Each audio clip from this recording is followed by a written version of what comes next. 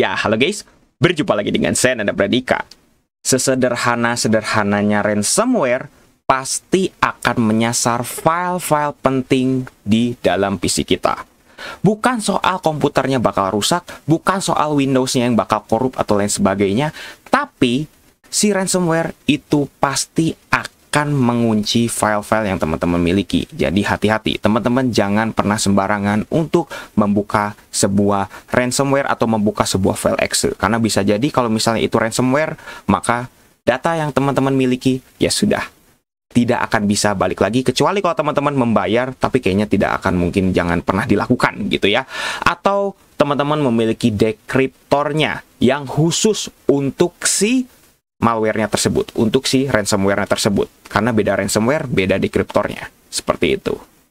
Sama seperti ransomware kali ini. Ini adalah ransomware yang sederhana, tapi dampaknya ya sama seperti ransomware pada umumnya, yang akan mengenkripsi file-file penting teman-teman tanpa terkecuali. Mau disimpan di desktop atau disimpan dimanapun, nggak akan ngaruh. Tetap akan terenkripsi. Namanya adalah Infinity Crypt. Mungkin teman-teman tadi sadar ya, pas saya ngebuat intro, itu filenya tiba-tiba hilang dan nggak ada ikonnya. Karena kenapa? Karena ini dideteksi sebagai sebuah ransomware. Teman-teman harus tahu sendiri, ini dideteksi sebagai sebuah ransomware. Dari tadi sama si Windows Security, sama Windows Defender, atau mungkin kalau namanya zaman dulu ada Windows Defender gitu ya, ini dianggap sebagai sebuah ransomware. Jadi, mau ransomware-nya apapun itu bentuknya, kalau misalnya antivirusnya itu pasti selalu update dan teman-teman nyalakan, pasti ransomware akan bisa dihapus dan langsung ditindak oleh antivirus teman-teman. Mau bawaan dari Windows pun aman kok. Seperti itu.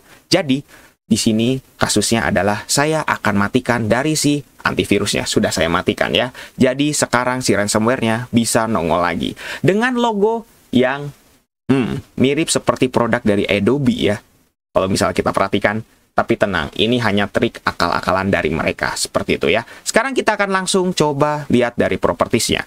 Ukurannya adalah 211 KB. Ukuran yang sebenarnya ya tergolong kecil untuk sebuah ransomware. Tapi sebenarnya besar kalau misalnya kita bandingkan dengan trojan-trojan yang sangat berbahaya. Mungkin seperti memes atau lain sebagainya. Tapi ini dampaknya akan kepada file teman-teman. Jadi sekali lagi seperti itu. Sekarang kita lihat dari detailsnya. Di sini jelas banget ya. Premiere Crack, karena ini adalah logonya adalah Adobe Premiere. Nah, saya tekankan sekali lagi ya, bagi teman-teman yang mungkin punya hobi, entah itu membuka email sembarangan gitu ya, entah itu phishing atau entah itu spam dan lain sebagainya, teman-teman jangan buka. Dan yang kedua adalah ini kasusnya sangat banyak sekali. Seperti itu. Yaitu apa? Mohon maaf nih ya. Bagi teman-teman yang suka membuka atau menginstal aplikasi-aplikasi tidak berbayar yang bajakan, yang dimana kalau nginstal tuh butuh crack, atau butuh aktivator, atau mungkin butuh keygen dan lain sebagainya, yang dimana kalau misalnya kita install, itu harus mematikan antivirusnya terlebih dahulu, itu bisa jadi kecurigaannya adalah sebuah ransomware, atau sebuah trojan, atau lain sebagainya. Atau mungkin bisa jadi nih ya, memang si cracknya itu berjalan, dan harus mematikan antivirusnya, dan katanya aman ya. Tapi hati-hati teman-teman, bisa jadi kecurigaannya ada di situ. Bisa jadi si developernya entah itu kerjasama atau mungkin udah disusupi oleh dari si developer dari si ransomware atau dari virusnya, itu bisa jadi dia memasukkan atau menambah atau menginstalkan juga aplikasi spyware atau mungkin RDP gitu ya, RDP yang mungkin bisa dikendalikan oleh si developernya dan lain sebagainya, yang akhirnya komputer kita bisa dikendalikan dan bisa disusupi virus apapun itu, atau mungkin bisa mengambil data-data penting kita, entah itu password, entah itu apapun, entah itu foto, dokumen dan lain sebagainya, yang bisa leluasa dikendalikan oleh si developer virusnya. Bisa jadi seperti itu. Jadi teman-teman harus tetap hati-hati ya. Apalagi di sini namanya Premiere Crack. Jadi ini sebenarnya namanya Premiere Crack ya, nama asli filenya. Cuman di sini sudah saya rename menjadi Infinity Crypt. Karena biar ya teman-teman nggak bingung seperti itu. Jadi ini nama aslinya adalah Premiere Crack. Tapi ini adalah sebuah ransomware. Jadi hati-hati seperti itu ya. Di sini malah dikasih copyright Adobe 2017. Namanya juga crack, tidak resmi, ilegal, tapi kok dikasih copyright dari Adobe tahun 2017. Kan aneh. Teman-teman udah mulai curiga ya di sini ya, harusnya seperti itu. Oke, sekarang kita akan langsung coba jalankan saja ransomware-nya, tapi sebelumnya, karena namanya juga ransomware, pasti harus ada file yang dikorbankan atau file yang dienkripsi dong. Mau teman-teman taruh di desktop atau taruh dimanapun, sama aja, nggak akan ngaruh. Tapi di sini saya akan coba contohkan di desktop aja biar lebih mudah seperti itu ya. Dan ini hanya file contoh saja seperti itu ya. Ini belum tentu file yang penting. Tapi kalau misalnya dianggap sebagai sebuah file yang penting bagi teman-teman, misalnya nih, ini adalah file tugas teman-teman, entah itu skripsian, entah itu kerjaan dari direktur atau dari manajer teman-teman, yang dimana harus dikumpulkan, tapi nggak punya backupnya, dan tiba-tiba menghilang, bagaimana? Seperti itu kan? Atau mungkin ini foto kenangan teman-teman bersama rekan-rekan atau sahabat atau lain sebagainya. Seperti itu, yang tidak akan mungkin bisa di-download ulang karena filenya hilang. Seperti itu. Terus juga ini screenshotan, entah itu dari story atau IG story atau lain sebagainya teman-teman, yang mungkin ini sangat penting juga bagi teman-teman. Ini foto selfie teman-teman yang nggak akan mungkin bisa di-download ulang kecuali kalau teman-teman punya backupnya. Terus di sini ada file mungkin kegiatan yang dimana harus dilaporkan kepada direktur teman-teman, seperti itu. Atau mungkin ini ada file yang dimana ini didesain oleh teman-teman, yang dimana dibutuhkan oleh divisi marketing atau divisi apapun itu. Terus juga ada file, ini adalah file mungkin referensi atau penelitian dari teman-teman, seperti itu. Ada file mungkin ini adalah sebuah laporan PPT, laporan PDF yang harus dilaporkan kepada direktur teman-teman atau jajaran direksi segala macam. Ini ada video kenangan teman-teman bersama rekan-rekan mungkin seperti itu, yang dimana memorable sekali, tidak akan bisa untuk diulang lagi seperti itu. Terus juga ada ini installer dari 7-Zip. Oke, ini ada file exe-nya juga ya. Ada installer dari 7-Zip. Dan juga ada dari file virusnya Infinity Crypt itu sendiri. Di sini bentuknya zip ya, saya dapatnya. Seperti itu. Oke, sekarang kita akan langsung jalankan saja. Teman-teman coba perhatikan filenya dan apa yang akan terjadi. Inilah yang akan terjadi. Kita klik 2 kali dan oke. Teman-teman bisa lihat ya filenya. Tuh, Microsoft.NET Framework, karena ini membutuhkan tiba-tiba langsung ada error gitu dari si .NET Framework-nya. Karena ini biasanya kalau kita menjalankan beberapa virus, entah itu ransomware atau trojan, kadang-kadang memang seperti ini. Wajar. Seperti itu ya, akan langsung merusak gitu. Nah, teman-teman bisa lihat ya, tuh, ransomware-nya langsung hilang. Tapi file-file kita, ikonnya langsung hilang semua nih. Tiba-tiba file 7-Zip kita langsung berubah nih. 7-Zip apa-apa.exe dan ada ekstensi barunya lagi. Nah, sebelum saya coba untuk hapus, teman-teman coba perhatikan, lihat dulu ya dari file-filenya. Nih, ada foto nih. Kita klik, nggak akan bisa. Kita coba open with, misalnya nih, open with ya. Open with misalnya dengan, apa ya namanya, misalnya dengan foto, atau mungkin inilah kita contohkan seperti ini misalnya. Membuka video nih, misalnya seperti ini. Kita open with misalnya, open with Windows Media Player gitu ya, misalnya nih. Teman-teman kalau misalnya ada yang ingin penasaran gitu, apakah masih bisa dibuka atau enggak? Nih. Inilah buktinya seperti ini. Tidak bisa. File extensionnya beda katanya. Seperti itu. Oke lah. Mungkin kata-kata teman-teman kayak gini. Ah, udahlah kita hapus aja ini ekstensinya. Oke, kita hapus. Apakah bisa keganti lagi? Sekarang kita coba enter. Oke, kita change. Dan oke, katanya bisa tuh ya. Tapi sekarang kita coba untuk play ini. Apakah bisa? Jawabannya adalah tidak bisa. Namanya juga filenya sudah terenkripsi. Terenkripsi itu bukan hanya sekedar diganti ekstensinya. Kalau kayak gitu mungkin anak kecil juga bisa. Tapi yang jadi masalah adalah daleman dari filenya. Sebenarnya semua file itu pasti ada, ya entah itu compile-nya atau lain sebagainya. Itu sudah diubah semua. Jadi hanya diganti ekstensinya itu nggak akan bisa. Pasti nggak akan bisa. Makanya kenapa? Disitulah menakutkannya dari si ransomware. Kecuali kalau teman-teman di sini memiliki dekriptornya, maka ini bisa untuk dikembalikan datanya. Tapi masalahnya adalah beda ransomware, dekriptornya pun akan berbeda-beda. Nah, kayak contohnya mungkin WannaCry. WannaCry itu sebenarnya nggak ada dekriptornya, tapi ada hacker yang baik hati. Ini sebenarnya beda orang gitu ya. Developernya beda orang, dan hacker yang baik hatinya ini juga beda orang. Dia mencoba untuk memecahkan dari si WannaCry. Ini yang sempat viral waktu dulu gitu ya. Itu dia bisa berusaha mungkin entah itu berapa sehari semalam atau mungkin seminggu semalam atau segala macam. Itu usahanya begitu berat gitu untuk bisa memecahkan kode-kode dari si WannaCry. Jadi harapan kita adalah selain mendapatkan dekriptor asli langsung dari si developer virusnya, kita mungkin harus berharap sama orang-orang seperti itu. Jadi orang-orang baik hati itu benar-benar sangat luar biasa. Seperti itu ya. Nah, udah. Infinity Crypt.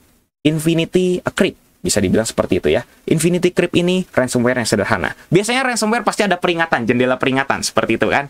Jendela peringatannya adalah, oops, your file has encrypted, atau kayak gimana gitu ya. Tapi kalau Infinity Crypt ini nggak ada. Hanya seperti ini saja. Mau teman-teman restart, ya udah, hasilnya seperti ini. Jadi, dalam tanda kutip, dia akan mengenkripsi gitu ya, file kita secara diam-diam dan nggak ada peringatan apapun. Oh, file kamu dienkripsi, kamu harus membayar. Ini nggak ada. Jadi kayaknya developernya ya udahlah, saya buat file ransomware, tapi ya saya ikhlas lah, nggak usah minta bayaran, tinggal kamu perbaiki aja sendiri. Mungkin kayak gitu, seperti itu ya.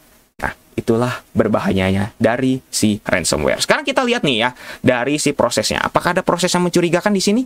Sekarang kita lihat dari si filenya. Tuh. Oke, sekarang kita lihat nih ya di sini.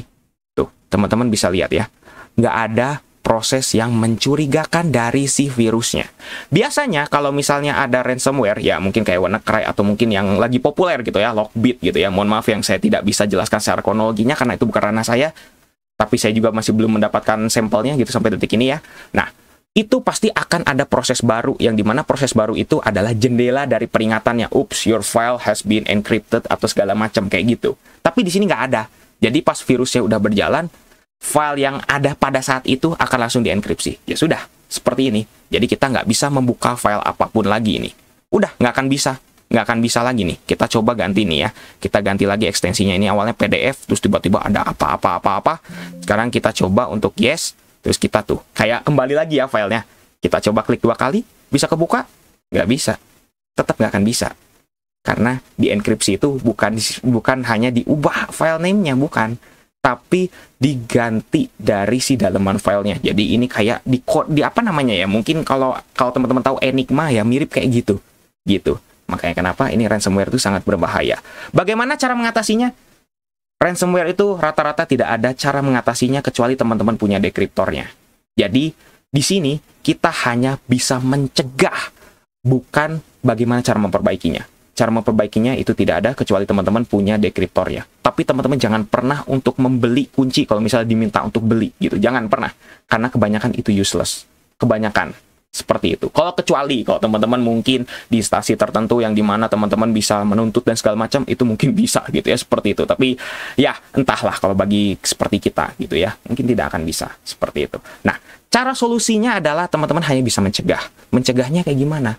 Ya sudah. Karena tadi saya sudah contohkan seperti tadi itu ya. Yang dimana kalau teman-teman jalankan Windows Security aja. Nggak usah install AVG, McAfee, dan lain sebagainya. Nggak usah. Cukup Windows Security aja. Atau mungkin kalau zaman dulu namanya Windows Defender. Cukup itu aja. Udah, ransomware pasti nggak akan bisa masuk ke dalam komputer kita. Sekalinya masuk, mereka akan langsung dihapus.